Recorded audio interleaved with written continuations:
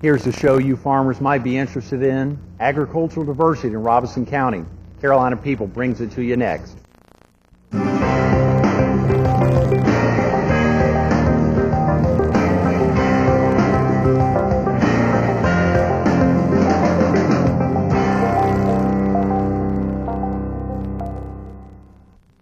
Good morning. Welcome to Carolina People. Today we're in Lumberton, North Carolina, at the Robeson County Fairgrounds. We're focused on agricultural industry here in Robeson County, and we're visiting with Charlie Lowery, the horticultural agent for the Robeson County Cooperative Extension Service. Charlie, thanks so much for being with us this morning. I'm very glad to be here. Thanks, Greg. This is a great commitment to see all the efforts that have happened to make the Robeson County Fair a big success. I think you're also a board member of the Robeson County Fair. Yes, I am. How long have you served on the board? It's almost 6 years now that I've come to the county, and I started on the board immediately when I got here. Is that okay? In your position as a horticultural agent for the Robeson County, is that for the state or for the county? It's both. It's a cooperative effort. That's why they call us cooperative extension. Okay. I think I learned a little bit about a cooperative extension earlier in the week when Everett Davis was on talking about a cooperative. This is something that's indicative of all counties throughout the U.S. or just counties throughout North Carolina? Throughout the U.S. Okay. Tell me a little bit about the cooperative. As it relates to the agricultural industry, does it deal on a daily basis with farmers, or is it throughout the county? Are there a potential focus? We deal with the farmers on various issues, pesticide use, cultural methods of their crops, how to do a better job with their crops, looking at other crops as potential. Did I ask you, Charlie, are you originally from the area? I think you said you've been here about 6 years. Right. I came from Florida originally. Okay.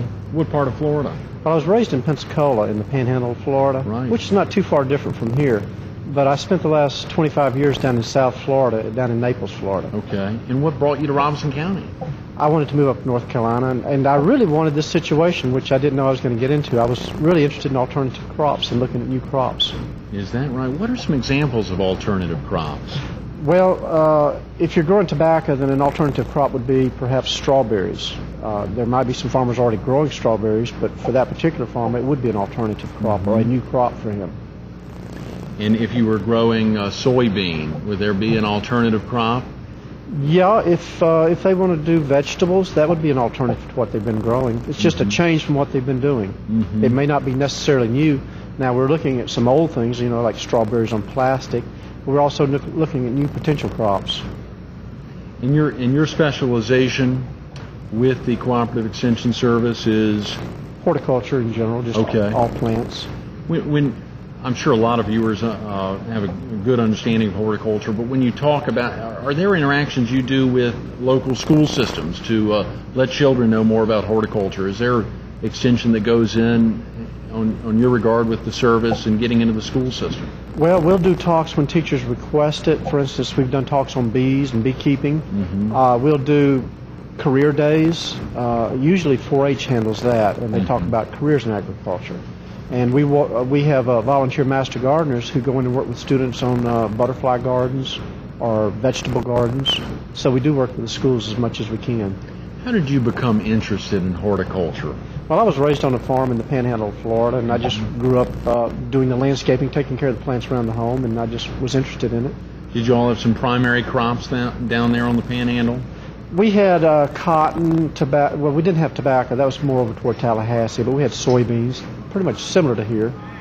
Could you explain to us a little bit, explain to the viewers a little bit about horticulture? Well, horticulture is basically the study of plants. It could be vegetables, fruits, or ornamentals, which are the turf or lawns that we grow around our homes, the azaleas and dogwoods and ornamental plants. Okay.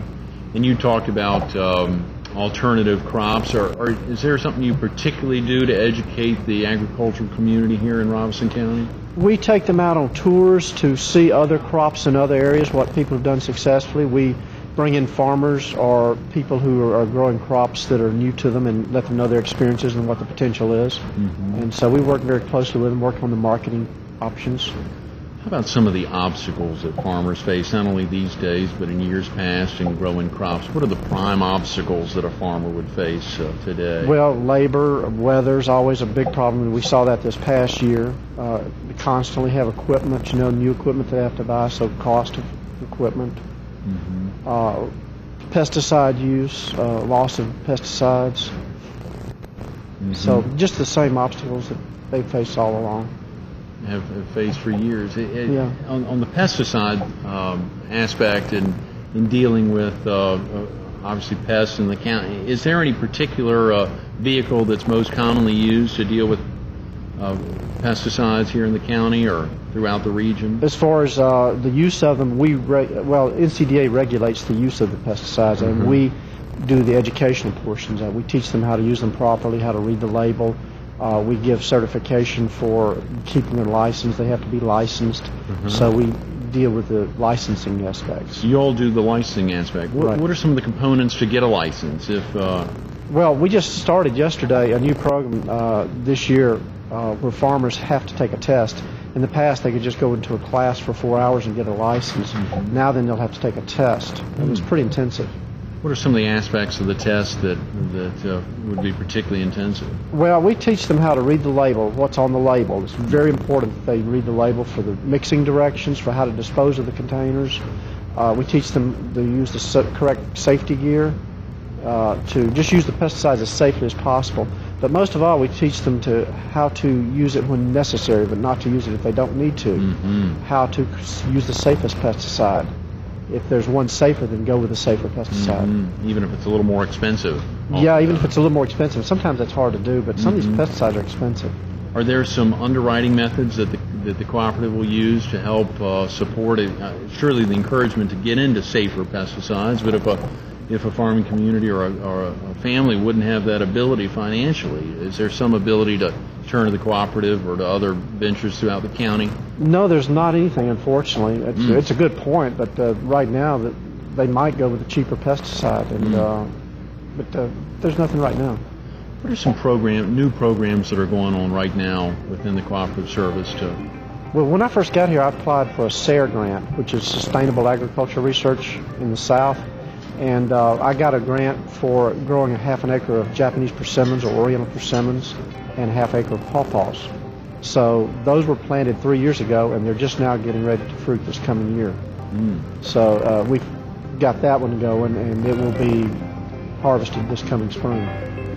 Charlie Lowery, 5 years as a horticultural agent at the Robeson County Cooperative Extension Service, helping to bring diversity to the agricultural community here, not only in the county, but throughout the state of North Carolina. Charlie, thanks so much for being with us this morning. Pleasure to meet you today. Stay tuned for more Carolina People coming up next.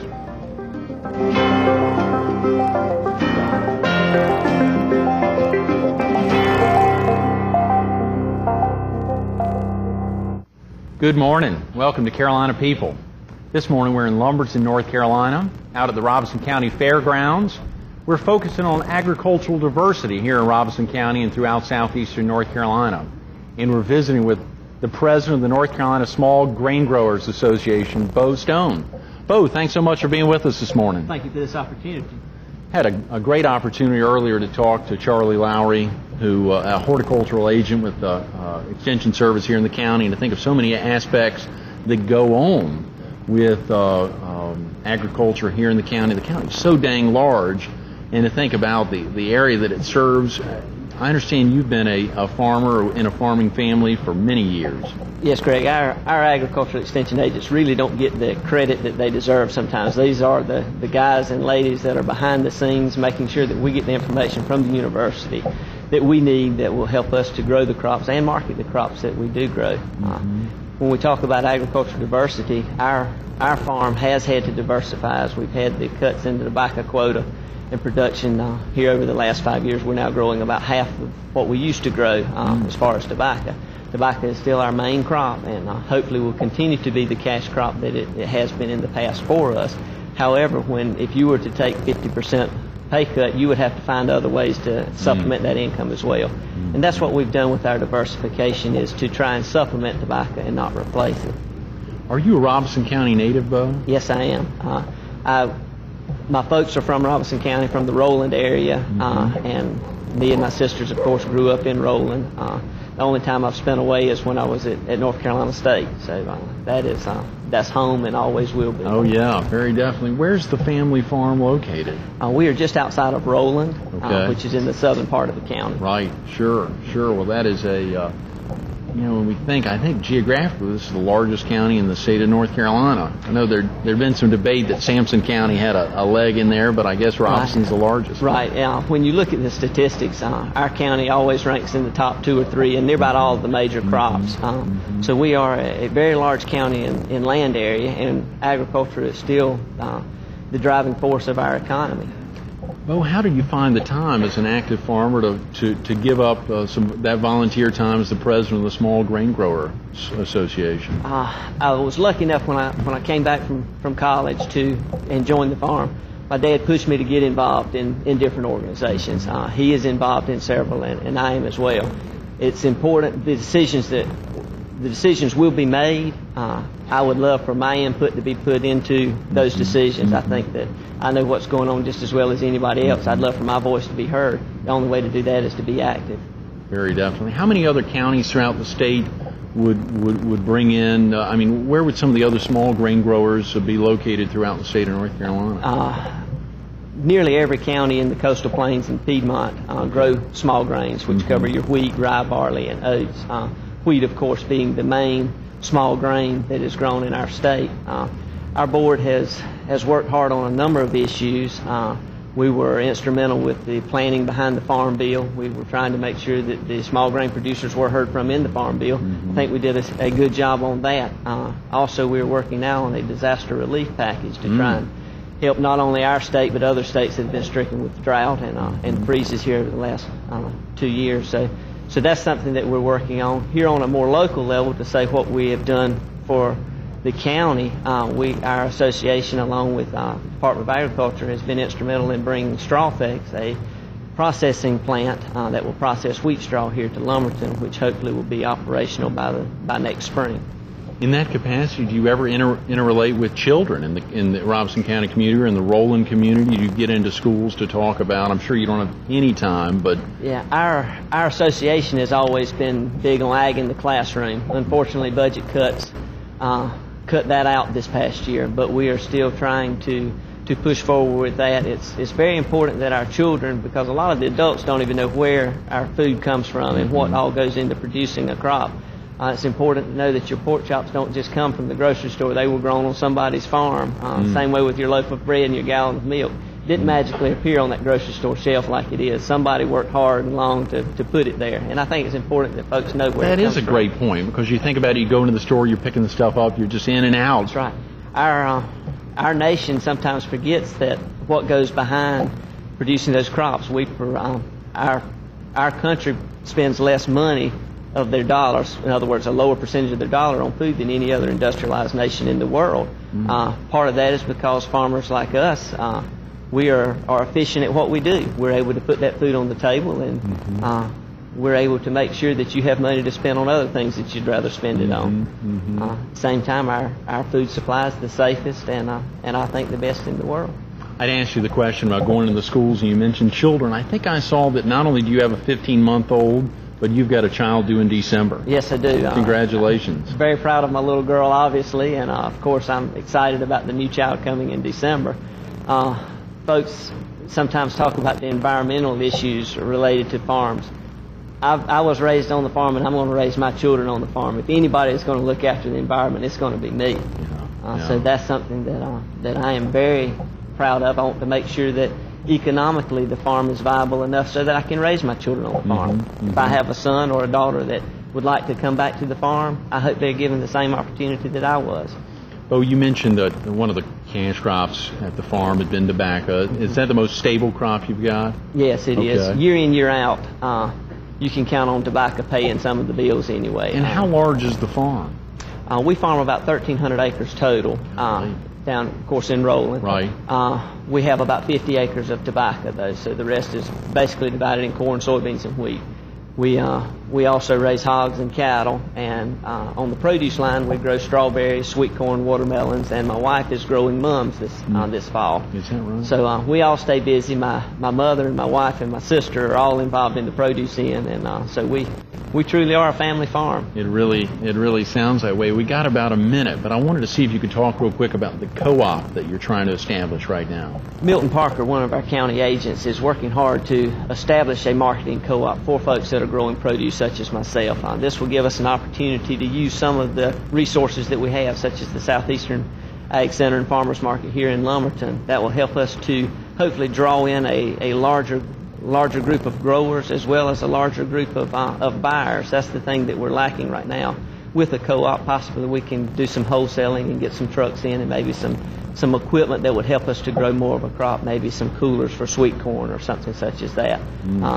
Milton's working hard on it. I hope that's something that we'll be able to work together and get going. I think it would be a great benefit to the farmers in our county who are looking to replace and supplement tobacco. Lifelong Robisonian, the commitment to farm more than 1,300 acres in the southern part of the county with his family. You've heard all about the family involved.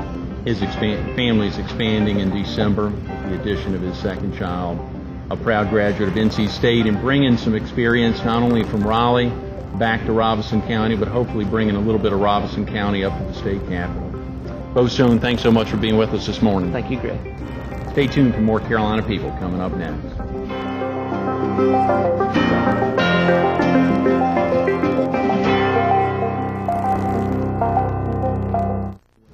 Good morning. Welcome to Carolina People. Today we're in Lumberton, North Carolina on the Robeson County Fairgrounds. We're focused on agricultural diversity here in Robeson County and in southeastern North Carolina. And we're visiting with Don Young, the North Carolina Department of Agricultural Marketing Specialist. Don, thanks so much for being with us this morning. Great to be here. It's a great day here in Bo Stone. Talk about the activities on his farm and throughout Robeson County and our farm inside, and hearing about, he said, every effort's been made throughout the county to really market not only agricultural aspects of growth here in the county, but so many of the myriad aspects of the county. Well, he's a great example of what we need. He's a young, energetic farmer, and he's a farmer of the future. He really is. Farming has been affected by so many aspects over the last. He talked about tobacco being his prime crop there on the farm, and that some of the crops have been affected in many ways, but tobacco probably more than anyone. He talked about getting a 50% pay cut and seeing what he has to do to help make up for that kind of pay cut. How have farmers been affected on the local side by not only tobacco, but by some of the loss of crops Well, the farmer goes out every day and he doesn't know what to face because of the weather, the prices, everything. But here in Robeson County, tobacco is king, but it is dwindling down, and so the farmers are having to look to diversify, go into produce, to aquaculture, raising catfish, crawfish, several different opportunities there. Donna, you're originally from Robeson County? No, I'm originally from Mississippi, moved to North Carolina in 1983. Okay, what brought you to North Carolina? Well, invented some products, and Camel Soup bought them out, and they hired me as a consultant, and then they sold the company I was with, and I went with the department. And that prompted your move to Robeson County? Well, I was with the North Carolina Department of Agriculture for 10 years, and I worked with the farmers in the northeastern part around Elizabeth City area. Had a love for growing myself, so I got into the greenhouse business. Had an acre greenhouse growing tomatoes, and Hurricane Floyd, Dennis, kind of wiped me out. And then I went back with the North Carolina Department of Agriculture and moved into Robeson County 3 years ago. So you said you've been with the Department of Agriculture for almost 10 years now. Well, 10 years, and then I took 2 years to do my private enterprise in the greenhouse tomato business. Right. And then the last 3 years, so it's been 13 years total. Golly, a big commitment there. How about your main responsibility as a marketing specialist? Is it just getting the word out, or it's much more than that? Well, I really wear 4 different hats. I'm a marketing specialist for the Department of Agriculture, and what we do, if a farmer grows 1 bushel of squash, we'll go help him sell it. If he grows 100 tractor trailers of white potatoes, we'll try to help him move that. So we'll go find a market for him. And then we also help him with brochures and how to get to the market, what markets to get in, and that type of thing. And then the other hats I wear is I work with 3 different associations, the Watermelon Association and the Pine Needle and the North Carolina Greenhouse Vegetable Growers Association. And we do about the same. We'll help them find markets and any type of other markets that's necessary. We try to go that extra mile to help our farmers. And so those would be clients essentially of the Department of Agriculture, or right? Those associations. And, that's our clients, and they depend on us, and of course we depend on them, for a job. Do you have any other clients other than those 3 primary associations? Well, they total about 300. So we do have individual farmers that will call us. Nowadays, entertainment farming is coming. For example, corn mazes, that type thing, picayune, strawberries, and so we go out and help the individual farmers, even though they're not members of the association. That must be interesting. Well, you get to see all type growing. It's very interesting. I'm sure. Is it throughout Robeson County? Are there many of those entertainment farmings? They're mostly close around a large population like Raleigh, but we are beginning to see. We do have a lot of picayune, strawberries, and but right now produce. We coming up with pawpaws farming. So there's some interesting, but I think Robeson County will entertain the entertainment farming aspect of it over time. Can you tell us, Don, real quick about the Southeastern Regional Agricultural Center? Okay, we're located in Lumberton, and it's 3 phases. We have our farmers market built. We have a meeting center, and then in the future we will build the Department of Agriculture will build a horse complex. And so we're the only agriculture center that will have all 3: the farmers market, meeting center, and horse complex. Is that where you're primarily located? Right, that's where I work out of, and I promote the market also. So the farmers market's right on site. You will have the horse. Well, if the budgets get better, the economy gets better, we're hoping within the next 5 years we'll have the horse complex. And where is that located? It's exit 14 south of Lumberton, 1 mile east on Highway 74. Some of the great examples of marketing tools to really get the word out are primarily focused. Is there a primary vehicle you use to try to get active with your clients? How do clients find out about you? Well, there's no miracle marketing tools out there. And most of our farmers want to produce because that's why they're in it. They love to produce. And so a lot of our farmers are weak in marketing. So the biggest thing in marketing is to know your products, and you got to have a good product before you start marketing. And then just be sensible. Start at home. If you can sell it on your farm, that's great. If you look at a roadside market or a farmer's market, or if you get bigger, then you might go to some of the larger chains. But I say the biggest thing would probably be have the desire to take no, let that run off your back, and just keep on trucking and pound the pavement and find somebody that will like your product and keep buying your product. Those are great words, John. If someone wanted to get in touch with you at the Southeastern Regional Agricultural Center, how would they go about doing that? Just give me a call. It's 910-618-5699. 5699. Do you give tours out there? Oh, we'll give anything to get the customers in there. But we do have tours. I just got off of a 50-person, little person Head Start program. They came out, went through the educational garden, went through all the produce, the pumpkins, and just to learn. Don Young, 13 years with the Department of Agriculture, helping bring diversity not only to agriculture here in the county, but throughout the state of North Carolina. The forefront is upon so many farmers. The efforts are made on a daily basis to continue to help them in whatever way is available to be utilized. Don Young, thank you so much for being with us this morning. Enjoyed it. Stay tuned for more Carolina People coming up next.